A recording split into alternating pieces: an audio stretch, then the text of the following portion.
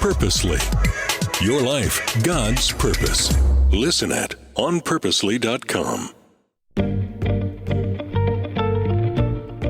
It's life-changing for me to know that I don't have to chase that corporate dream. I don't have to go start a business and make millions of dollars, where I can have fulfillment in the work that I'm doing, changing lives of people that we serve, and the people that we serve both on the donor side and the people that we serve out in those communities where we work. Our guest today is Jeremy Reis. He is the Vice President of Marketing at Christa Ministries. And although I know him for his great sense of humor and his warmth, I also know him as being a nationally reputed fundraising leader for nonprofits like Food for the Hungry. So today you're going to hear his story of how he even ended up in this line of work and ministry, and why he's so passionate about it now.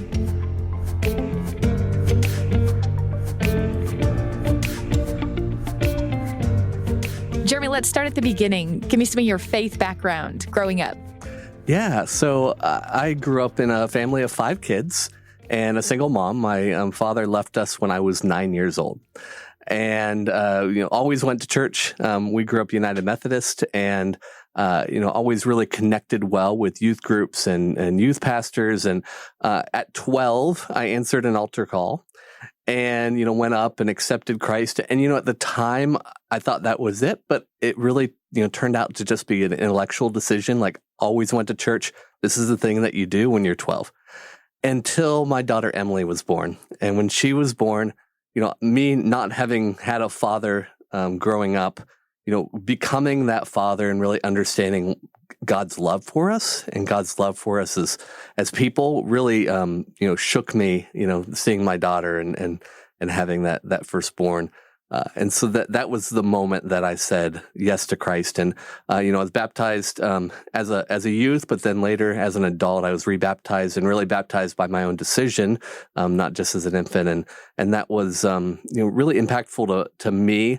I put it off for a long time, saying, no, I don't need to do that. I was already baptized. And then, when I was, reading through scripture and saying, this is something I need to do, that was, a big decision in my life. And I know for the early part of your career, you did the whole corporate America thing. Did. Tell me a little bit about your degree, what you went into, because that's going to set us up for the big shift. Yeah. So I started out actually in college going for law school. I wanted to be a lawyer. And after 1 year of, prep for that, I said, I don't think this is for me. And so I shifted over, started working full time. So I went to a year of college, started working full time, moved from Florida, where I grew up for part of my life, to Ohio, which is where I was originally from, and got a job there at Cellular One. Was my first job back in the day when Cellular One was still around. This is the mid-90s, and really enjoyed, like learning business and learning it, on the ground. And I did that for a few years, and then I moved into IT, information technology, which is where I spent a number of years until pursuing my MBA, at which time I was doing consulting. And I remember I was sitting in an organizational management class at the Ohio State University, and the professor was talking about managing a nonprofit organization. And in my mind, I kind of switched it off and I said, well, nonprofits are crazy. I'm never going to work at a nonprofit, because I had this dream I was going to be a millionaire by 30. And 30 came around and I was a thousandaire. I wasn't a million. I might have been a hundredaire. I was certainly not a millionaire by 30. But, by that point in my life, I realized that, things that God didn't have that as a plan for us. And that really wasn't a good plan anyways, to be a millionaire by 30. And so I'd shifted in and I started working at a nonprofit. And I found out that they are crazy. But we're all a little crazy, right? And so my first job in fundraising was in 2012 at a nonprofit called Food for the Hungry. And so I'd worked at a nonprofit and then moved into Food for the Hungry and worked in fundraising. And it was about 2013 when I took a trip down to Guatemala. And I was in this little village in Alta Verapaz, which is in the northern part of Guatemala. And I walked into this home, and I was hosting a trip of bloggers. And so we brought 8 or 9 bloggers down to learn about the community and learn about Guatemala and our work. And I was with 2 of them, and we were in this little house with Tomasa was the mom, and Maritza was the daughter, and she was about 18 months at this point. And the husband was a traveling laborer. So he was gone for 30 days at a time. He would travel, come back for a couple of days, and then travel again. And this little girl was dancing and singing on the radio. And the translator was telling us the story of this family. And when we had entered that community, this girl was 13 months old and she weighed 7 pounds. And, in contrast to my own experience, we have a bunch of kids. We have 8 kids. None of them have ever weighed less than 7 pounds. And this little girl was 13 months old and 7 pounds. And so we got her the medical attention she needed. And we taught the mom, Tomasa, how to garden and how to, do a variety of plants and food to help feed little Maritza. And now here she is singing and dancing and playing at 18-month-old and healthy. That moment, really changed me. And that kind of that desire for corporate success left, and a different desire for success came in. And God really changed my heart to say, what can I do? Like, this is the path that I need to be on. I need to raise as much money as possible to help as many people as possible, because, that is, where God was leading me and leading my heart, and really saying that, I created these people. And I created you to do something about this poverty.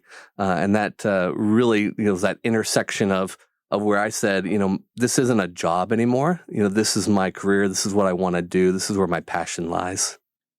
And now you and I get to work together because you are with a sister ministry of the radio station I'm with. So Spirit 105.3 and World Concern. And is the World Concern, kind of tagline still witness the transformation? It is, yes. Okay. Yeah, so the cool thing about transformation is it's not just the people that we're serving. So World Concern works in 13 countries around the world, mostly in Africa and Asia. And our work is centered around lifting these villages out of extreme poverty. And we do so in about 6 years. But when we talk about, before I joined World Concern, before I joined Food for the Hungry, I always thought that, when you gave to a nonprofit, that it was kind of a one-way transaction, right? You're giving, you're helping serve somebody, and you're transforming their life. And what I've learned is that you're not only transferring the life of that person that we're serving together, but you're also transferring the life of yourself as a donor, and you're transferring the lives of staff. And really, when you break down transformation, there's a couple of things that I've learned over the years. That transformation takes time. And really good transformation takes, years of effort to take this community from where they're at to where they can be self-sufficient and on their own. One of the cool things about working at World Concern is learning how that model works. And we spend about 9 months in a community just planning out the next couple of years to help lift them out of poverty, to find out what do they really need, because every community is different. You can't come in with a one-size-fits-all kind of package to change that community. One of the other things that I learned about transformation is that as I mentioned, it affects everybody. It's a part of that relationship. So it affects everyone from that donor giving all the way through to the people that we serve. So I know a family that every Christmas they pull open the Global Gift Guide, which is a list of products that we can use to help people in the field. So it's goats and chickens and tuition to school and all of these kind of things. And every year they take their kids and they open up this Global Gift Guide and they say, what should we give this year? And what's the passion of these children? I do the same with our children. We open this up and we go, what are we going to give? And everybody gets to pick an item that we give out of the Global Gift Guide. And so you just see this heart change in children where they can really learn how to have a compassionate heart through something like a Global Gift Guide. The final thing about transformation, it's life-changing.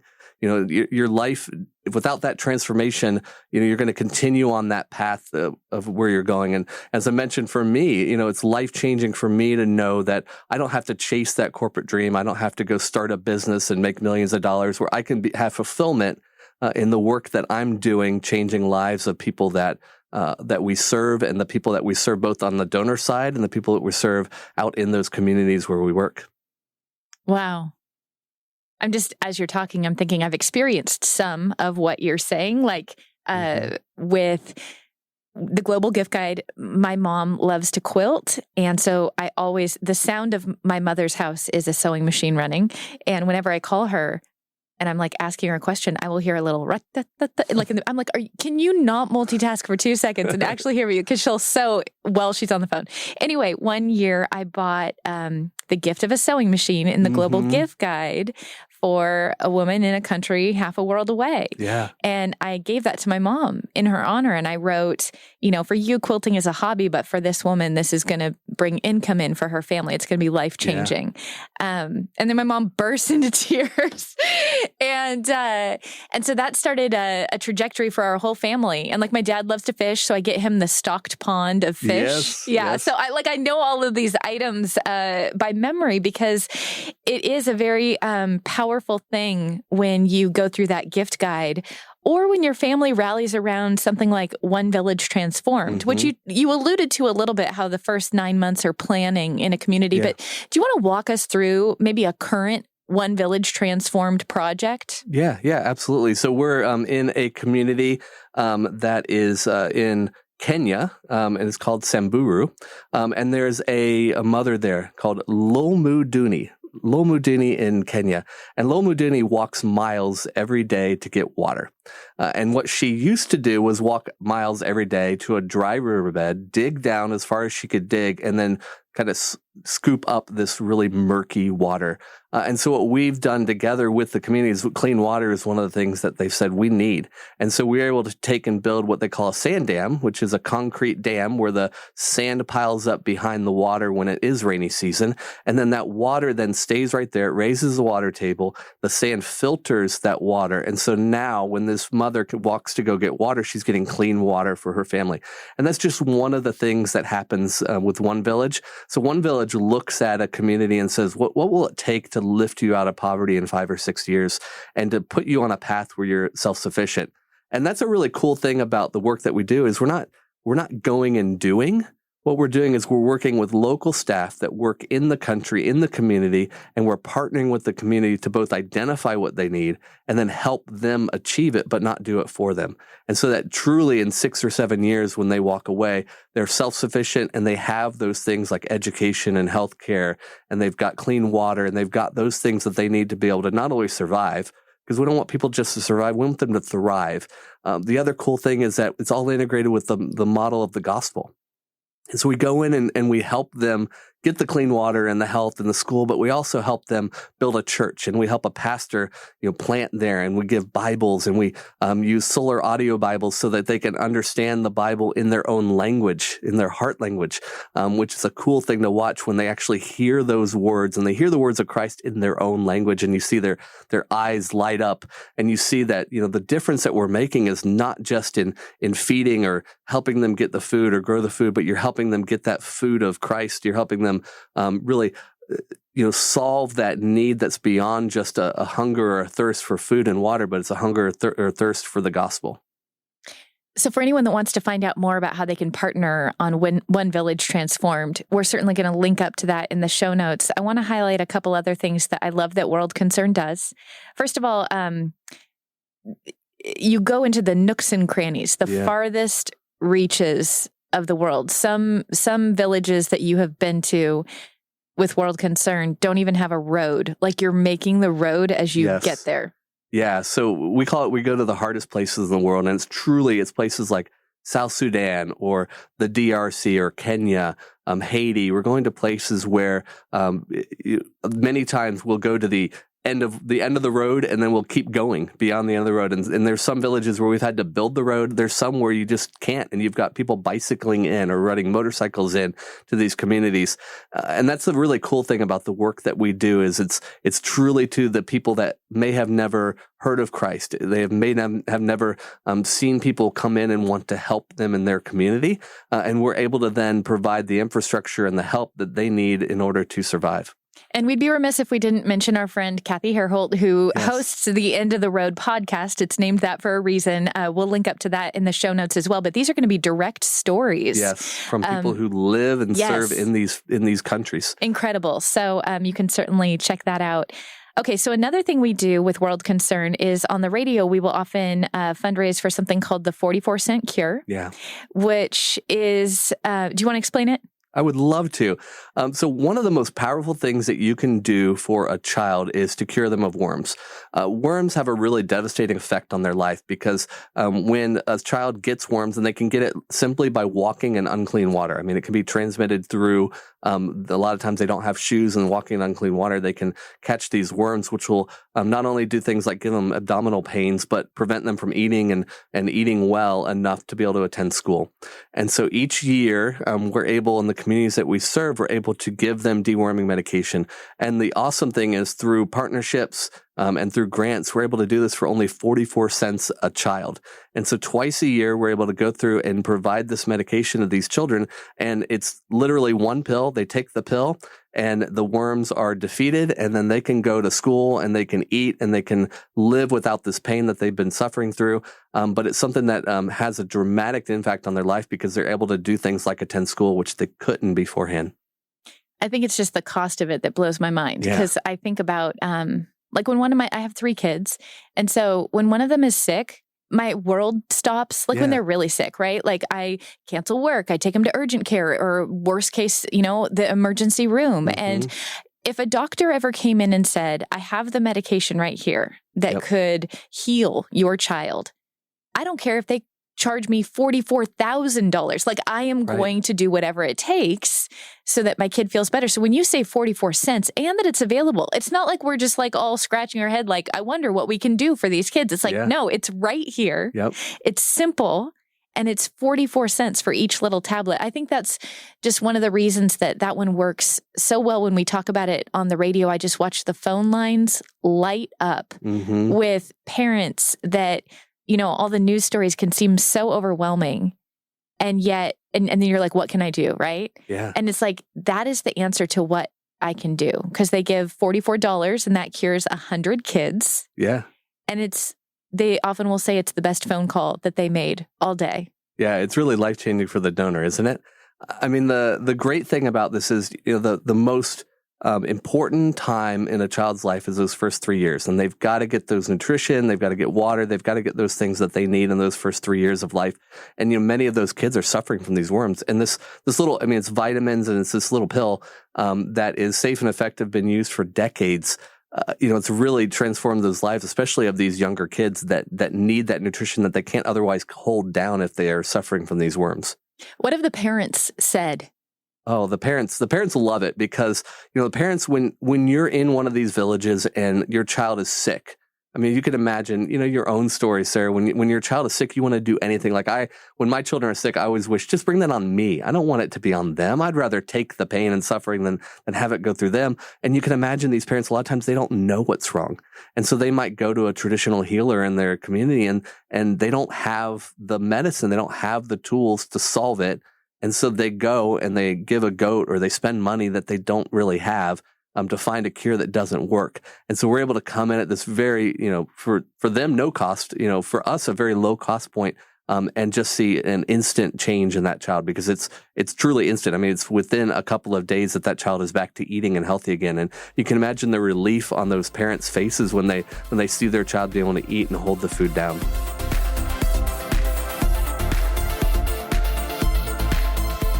The Passion Meets Purpose podcast is made possible thanks to our friends at Northwest University. Ensuring a welcoming spirit for you at Northwest University, your tuition remains lower than all other Christian schools in Washington. And NU is all in on tech. They've got a brand new state-of-the-art technology studio, and majors include UX design, data science, video production, audio production, and computer science. This is in addition to an already diverse offering of business, nursing, education, sciences, communication, psychology, music, and humanities. Northwest University is a faith-based community, Christ-centered in all they do. At Northwest University, your future isn't canceled. It's just beginning.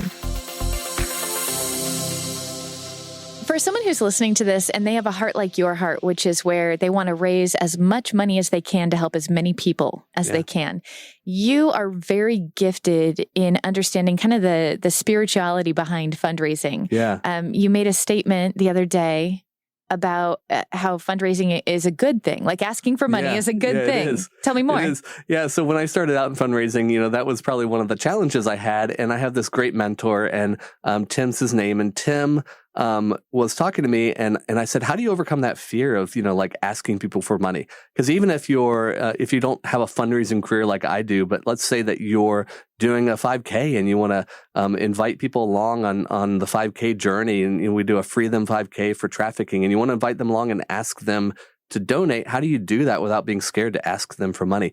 And what Tim said to me, he said two things to me. He said, first, that don't be the Holy Spirit in their life. And I said, well, what do you mean by that? And he said, it's not you that moves them to give. It's the Holy Spirit that moves them to give. And so all you're doing is you're a vessel to ask for the money. And so you just explain to them what you're doing, and you explain to them, what good this will create, and then let the Holy Spirit do what the Holy Spirit does. And the second thing he said was, it's not everyone, your cause is not everyone's passion. And so no isn't a reflection on you. They're not saying no to you. They may just not have a heart for what you're fundraising for. Their heart might be somewhere else, which is a cool thing being a part of Krista, because we have so many other somewhere else's that we can point people to. We do. If they have a heart for media, we can point them to these great radio stations that we work with to give there. And so when you combine those two things, it really takes away that fear of saying, will you donate to this? Because, you're not, there's no fear of rejection then, because you're not the one that's moving them to donate, and it's the cause that's super important that's going to move them to give. Tell me a story of when you gave the ask and the answer was yes. Oh, that's a great one. So I've got some friends, Brett and Aaron, and we took them on a trip with their daughter, Rooney, to go see some work. And part of the reason why we took them was, they work in the field of, she writes kids books and biblically based kids books. And so we took them to work with them and develop a program to raise more money. And so at the end of that trip, that was, part of why we were there, was to talk to them about, what could they do and how could they make an impact. And during the trip, it was so cool to watch Rooney, this little 8-year-old at the time, just so excited to see the area and meet a child there in the community that she connected with, and really understand that the impact that they as a family are having on this life was going to be life-changing for this child and for this village. And so, to see them get excited and to know the impact and understand the impact of what they're going to do, really that is one of those moments where when you're in the career and you do hear no a lot, that yes really kind of rejuvenates you and makes you excited for, what's to come. I love it. I know you have another story, and we talked about it a little bit. We often have done a fundraising event for World Concern with a 5K. Yeah. It's very family friendly. Kids, dogs, jogging strollers. Like my pastor ran in it once, and he was like, he pushed me out of the way and laughed. That's awesome. And then a couple other people from my church were running in it. And one of the guys was like one of our senior elders. And I think he was like pushing 70, and he was faster than me. And it really kind of lit a fire under me. I'm like, I can't let him beat me in this race. He beat me. Anyway, it's such a fun event. And you even have signs that are being held by volunteers like every quarter of a mile of the face of a child that has been like rescued from a trafficking situation. That is so motivating to be running and seeing the faces of these children that you are saving. And you have a gal named Mindy that I want you to talk about. Yeah. She's been very involved in fundraising, but she went over the top one year. She did. So when she turned 40, a couple of months before her 40th birthday, she had a dream. And in her dream, she saw herself with this big, one of those novelty checks giving $40,000 to World Concern. And she woke up and said, well, that's odd, because she doesn't have $40,000 to give to World Concern. And she started thinking about it. And she said, I'm turning 40 this year. And people kept asking her, what are you going to do for your 40th? And so she made a decision that was, God saying to her, go change these lives. And $40,000 can have such a huge impact in the work like what we do with Trafficking to Save Children. And so she did. And so she every year has been one of our biggest supporters of our Free Them 5K. And she went out and she met with friends and family and talked to people. And she successfully raised over $40,000, which at the time, was probably 8,000 kids got helped because of the work that she was doing, because, she just made such a tremendous impact. And now, it's her every year near the Free Them 5K, she calls me and she goes, what can we do this year? Can we put together a team? Well, how old are you, Mindy? I know. Let's do 45,000 this year, Mindy. And so just so exciting when a donor sees that transformation, sees their friends and family get involved, and then they get so excited because they want to come back every year and do something really good for the work that we do with trafficking. These stories are just so hope inspiring. And as we wrap up our time, share a couple final thoughts just with all your years working in this nonprofit sphere. How do you view God differently? How has it shaped your faith? What would you want someone else to know? One of the big transformative things in my life, coming from that kind of full circle from that, desire for this corporate success into, working at nonprofits and also, teaching others how to fundraise and spending time investing in people and helping other organizations fundraise is I began to have a real shift in my own mind about, how I see the world and how I see other people in the world. So it's not like an us, them kind of thing. It's not people over there and people here. We're all one people. We're all people that God has created. And my desire comes out of a desire to really serve God in what I do for a profession, but then personally also to serve God in how we as a family give back, and in understanding that, I've got a great story from Rwanda. One time I was there and we're in this little house in this village, and this grandmother was talking about she had 7 children. At the time we had 7 children. We have more now, but we had 7 children, and our translator, they were talking and I couldn't understand what they were talking about. And the translator, told this grandma that I had 7 children, and she, like, her face lit up, and he turned to me and he told me in English that what he had just said to her. And she came over and she grabbed my head and she gave me a kiss on both cheeks. And she goes, "You are a strong Rwandan man." And she said it in English. And it was like shocking to me because she didn't speak English the entire time until that moment. And I laughed and gave her a hug. And I felt that as a huge compliment that I was a strong Rwandan man because I have 7 children. But that was a moment where I looked at that and I said, this woman and this family and these lives, they are content and they're happy and they're excited. And we are as well. And we're all one kind of people. And it's not us versus them. Jeremy, thank you for the work that you do. I love that we get to work together to bring these stories for more people to hear. And where is the number one place that you would want to send someone right now who's been inspired by these stories and wants to take that first actionable step to partner with World Concern? Yeah, if you go to worldconcern.org, there's a couple of different options on there. As Sarah mentioned, there's an option to help out children. 44 Cent Cure is a great place. It has a huge impact on lives. There's also things like in Somalia right now, they're in the middle of a 4-year drought. And so we're doing a lot of work there. And then, of course, One Village, which is a transformative program where we lift villages from poverty to out of poverty in 5 or 6 years. So some great options there for anyone and everyone, from a child that says, I just want to give 44 cents to a parent that goes, let's partner with this village and get updates back about what's changing in their life over time for $39 a month. So there's some really great options for everyone for whatever you might want to give, but really appreciate your time today, Sarah, and your commitment, because I know you have a huge heart for the work of World Concern, and love how you serve both here at the radio station and through the work that you do with us at World Concern.